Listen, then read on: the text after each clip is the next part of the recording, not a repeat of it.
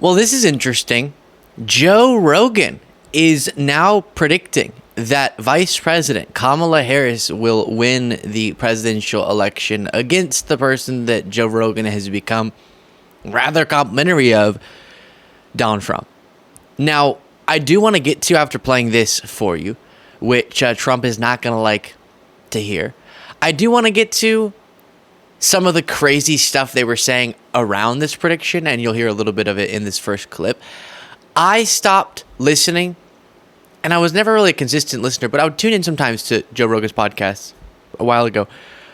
I'd stopped listening some time ago and only see things here and there. I did not realize how wild, I sort of knew, but I didn't realize the extent to which Joe Rogan has just gone off the rails, off the deep end. Seems like the COVID era, where he got into the anti-vax stuff and some COVID-related weird things, broke his brain, and he hasn't really recovered since. And the groups he got into, I think, is the biggest part. The guests he started having on without anyone from the other side to balance it out. It sort of sent him into a really weird place. So we'll talk about that after playing this headline clip, which is him saying Kamala Harris is going to be our next president, which I agree with. But I think that's a positive thing, contrary to his belief. That would make that about our future president. Yeah, our future. Yeah, she's gonna win. No, she's not. She can win. She absolutely can win. I do not think she's going to win, because the more she talks, like in 2020, how bad do you have to be that you can't even make Iowa? She couldn't even compete with the mayor of South Bend. I feel like we are in this very bizarre time where people are giving in to the bullshit in a way that I never suspected people would before. And this is one, they just want no Trump, no matter what, and they're willing to gaslight themselves. It's like that. And by the way, I think Hillary could win. If Hillary... I'll play more of that, but how is it that people are gaslighting themselves when they really don't want Trump? When really not wanting Trump is a profoundly fact-based, rational stance. I don't know what's going on, guys. Sorry. I got a cough going. Belief to have. It's totally reasonable to say, you know that convicted felon dude who was found liable for rape in a civil trial, found liable for fraud in a civil trial, has been indicted 4 times, including for allegedly illegal acts as he attempted to overthrow a democratic election to hold on to power to end what we've been experiencing for hundreds of years, which was the peaceful transfer of power from one administration to another. You know that guy who mishandled the once-in-a-lifetime crisis so badly that hundreds of thousands of people, according to medical professionals, died who didn't have to because of his mishandling? Who didn't take it seriously enough, put his own political interests over the people being harmed?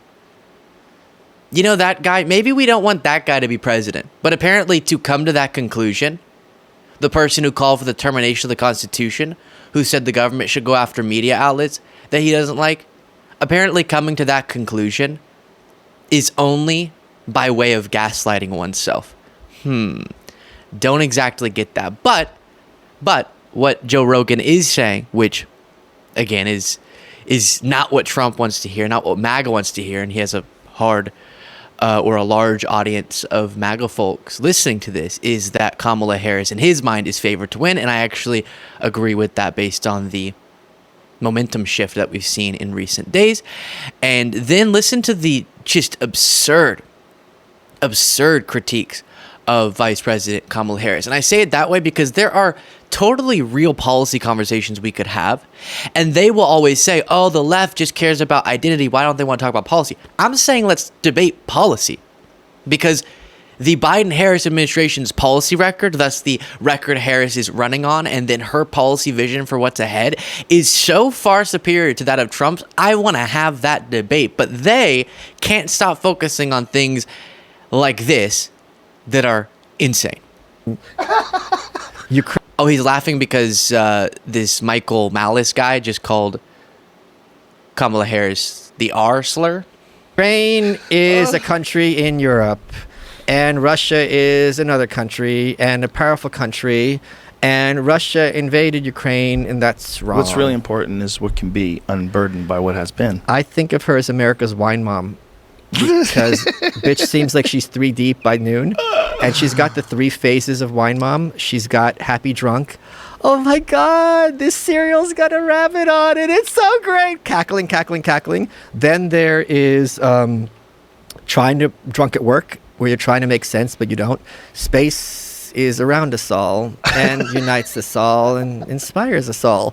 And then there's I'm being stern so you don't realize how plastered I am, and I'm making a point. That little girl was me. Now I'm going to go upstairs and don't knock on the door because I'm going to pass out. So those are her 3 ways she talks, and those are the wine mom phases. Do you think they have her medicated? Because there was a guy that was speculating that some of the things that she says, the way she's sort of disconnected sometimes. By the way, stop yourself and do a little introspection. If a pretty serious point starts with a guy was speculating, you don't have the guy's name even, and you're admitting it was speculation. This dude I was talking to at the bar was speculating, so let me now say this to millions and millions of people. I don't really have the energy, nor want to give them the respect of engaging with what they're saying in a meaningful way. So instead of going into that territory and arguing as to why that vile characterization of Kamala Harris is vile, and instead let me say, as I will continue to, you know what, as vile as it is, as low character as these attacks are, first off, they're clearly not informed based off of actual engagement with full Harris interviews and speeches, because we've been watching clips and we're going to do so more today. And I encourage you, the rally she had last night in front of that arena of people, go watch the full thing. Because these individuals have Twitter brains where they only see little clips that are circulating to make them laugh and for them to hate on. Go watch the full thing and see what your takeaway is. Because I think most rational people, whether they like Kamala Harris or not, understand why she's going to, if we do the proper work, win this election against Donald Trump based on the events she's been holding. She has a clear message, a unifying message, a compelling message, and a sharp message. She's calling out Trump on the border for the way that he shot down deals, encouraged Republicans to obstruct all solutions to hurt Biden politically, saying she's going to sign that border security law or border security bill into law. Again, we'll talk about this in a different segment. She's laying out a vision for what's ahead, uplifting these unique American ideals and trying to embody them so that people have those opportunities we think they should have. Uplifting all people, not thinking the way that we feel higher is by pushing people down, but uplifting everyone through meaningful and pragmatic policy positions. And she's doing so in a way that just messaging-wise is really motivating. Again, go watch the full thing yourself and see how you feel, because they don't do that. And instead, they spew garbage like that after watching a clip here and there. And even the clips they're talking about, I don't know how they come to the disgusting conclusions they do. So that's what I'll say about that without getting into the nitty gritty of what was said. And this guy, by the way, oh, and I wanted to say too, so if this is your line of attack, no, get ready for November, buddy boy, Mr. Michael. It's not going to go well for you if this is your line of attack. We're talking about policy. We're talking about the existential threat to our democracy posed by Trump. We're talking about the extremely low character of Trump. We're talking about how we have a former prosecutor going against a criminal. That's who you're running cover for, a criminal. Someone who disparages all sorts of people and someone who wants to uplift them. While we're having that important conversation, you're talking about what we just heard. If that's your case, okay, that's going to be brutal for you come voting time. And here's a little bit more. This is a Tulsi Gabbard fan, apparently. It all bothers me, the fragility of the human mind. You know, that so everybody forever was like, Kamala Harris is the worst vice president. She's the least popular vice president of all time. And then in a moment in time, all of a sudden she's our solution. She's our hero. Everybody's with her. All these social media posts about her. Try Googling a negative story on her. You won't find one. You can find plenty. So, Ta-da! okay, you've got me started, Officer Harris. So, they've been doing this live for years. So, in 2019, our pal Tulsi absolutely nuked her in that second debate. And Right. if you looked at charts at the time, she's kind of, Officer Harris is like doing okay. First debate, she comes out, Joe Biden, you're a racist. The Democrats were looking for an alternative to Bernie Sanders that wasn't Biden. She starts going up in the polls, right? Second debate comes out, Tulsi, being a good Hawaiian, knows how to roast the pig, just completely slams her. Am I hearing that right? Did he say Tulsi Gabbard, being Hawaiian, knows how to roast a pig? Is he saying that because of him calling her Officer Harris? Who is this person? What the heck? And why is Joe Rogan laughing about that? And again, I'll say, because my style is not to lose my mind, or I try not to. I try to keep things a little bit more level-headed, but I would want to lose my mind about what's being said. And side note, I'll continue to assert that if this is what you're coming at us with, you're going to have a really, really sad November election, I can tell you. Because this is weak. This is pitiful. And also, he keeps saying that it's proof that Harris isn't a really good candidate or something, isn't really, I should emphasize, a good candidate, and is just being fabricated to be one. Because in the 2020 primary, she didn't make it to Iowa. Dude, Tulsi Gabbard never polled above, what, like 1 or 2%? So what does that say about her? It's very, very strange. And also, in politics, the different political skill sets that are developed sometimes do yield a situation where you go at it once, it doesn't work, and then you develop more skills and knowledge to do it better the second time. Biden ran for president 3 times, became president. Trump lost an election and is running again. And I don't hear too many people making similar points about that. Yeah, sometimes you try once, doesn't work, you go at it again, and it goes well. And also, the point that's being made by these folks constantly, as you heard from Joe Rogan at the beginning there, is that it's so strange that she used to be unpopular and now is getting more popular.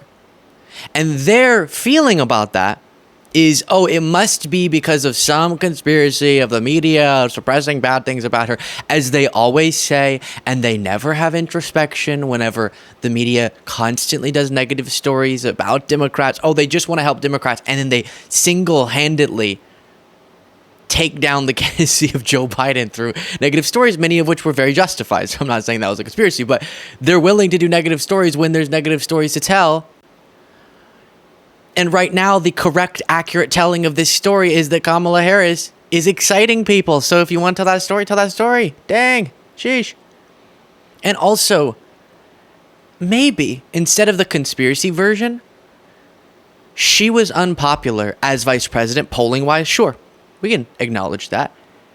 And she was never at the forefront of political conversations unless Fox News was making some narrative popular about her. Meaning, if you don't hear about a vice president at all, and this was partly the Biden administration's fault of not assigning roles to her where she could have more out front moments that would be politically advantageous. If you don't hear of someone and the only times you're hearing of them, the example I keep using is like a kicker. You don't notice when a kicker is doing well, but when they miss an easy field goal, then you notice them and then you're upset. If vice presidents just doing their job behind the scenes, and the only time you hear of them is when Fox News freaks out over some stupid story, then yeah, maybe it makes sense that she would be sort of unpopular. The second she actually gets to go and tell her story and show up on a lot more cameras, and people are just excited in general about a younger candidate, it not being the Trump-Biden matchup anymore, and being compelled by her message, it makes sense that you could have a huge popularity swing. It really does. Okay? Finally, she's getting to introduce herself, and that's doing wonders. Let me know what you thought of all that in the comments. If you want to get extra content daily, you can do so by clicking the join button below.